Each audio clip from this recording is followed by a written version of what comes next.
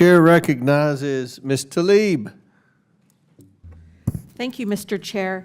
To all the witnesses, all of our governors, thank you for being here. I want to start with questions, just really quick, yes or no. Do you believe in due process for everyone, no matter their immigration status? I do. I do. Yes. What if they didn't vote for you? They're not I still allowed. support them. I Doesn't represent matter, right? everyone in my state. You know, they disagree with you on immigration. They disagree with you on climate, LGBTQ, right? All of you? We take care of everyone who lives in our state. So what about Palestinian human rights? I'll start with you, Governor. from Yes, Minnesota. support. Human rights for everyone, yes. Do you believe they Palestinian. deserve due process, even if you disagree with them on Palestinian human rights position? Yes. Governor? Yes, we have, and by the way, we have Well, the Governor largest Hochul- Palestinian American population. Oh, I know. in the I'm aware country. of that, Okay, sir. yes, ma'am. Governor Hochul, how about you? Yes, we do.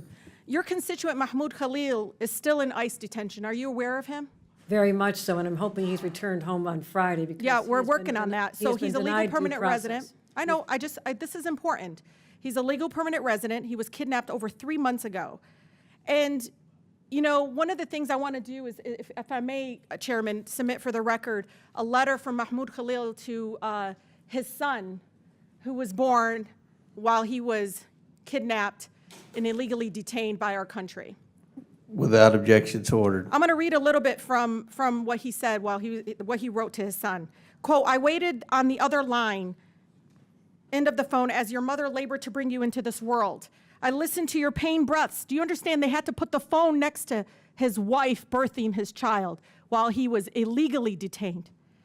I listened to your pain breaths, her pain breaths, and tried to speak comforting words into her ear over crackling line. During your first moments, I buried my face in my arms and kept my voice low so that the 70 other men sleeping in this concrete room would not see my cloudy eyes or hear my voice catch.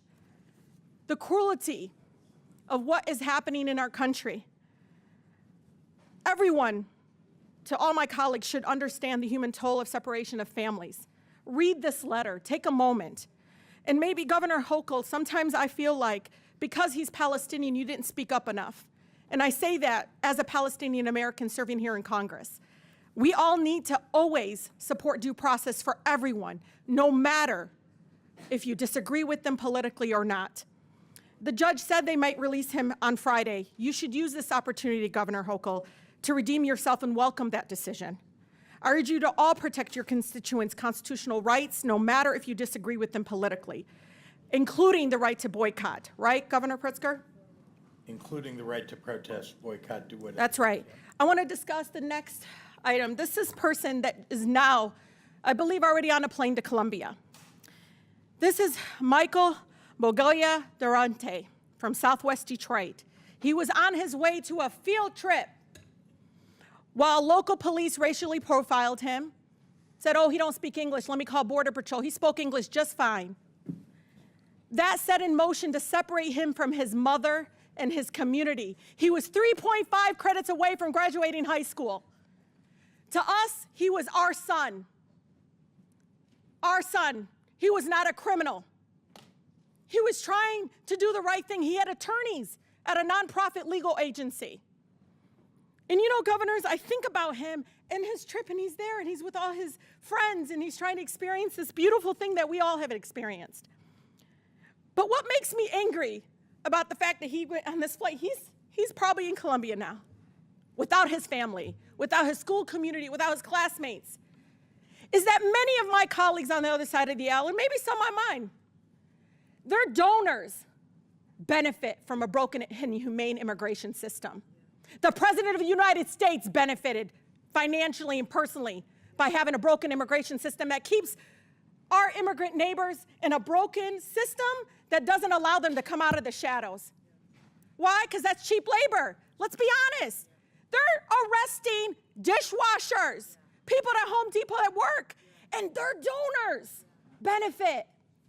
You know it. The restaurant industry benefit. They know exactly what they're doing. If they even wanted to fix this immigration system, they'd go to the people that employ them. And we know it. Now, detention centers. Guess who's going to benefit from private detention centers and holding our immigrant neighbors? Their donors. So shame on us in bringing these governors here when we know exactly what is happening here. This is all for profit, all for cruelty, and fear and division. Fix our economic system in our country. People are starving. People can't afford basic needs.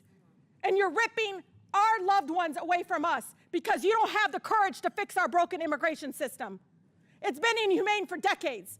Shame on us, both Democrats and Republicans, for not doing what's right in this chamber and doing what is right for the American people and making sure we're not separating families. With that, Mr. Chair, I yield.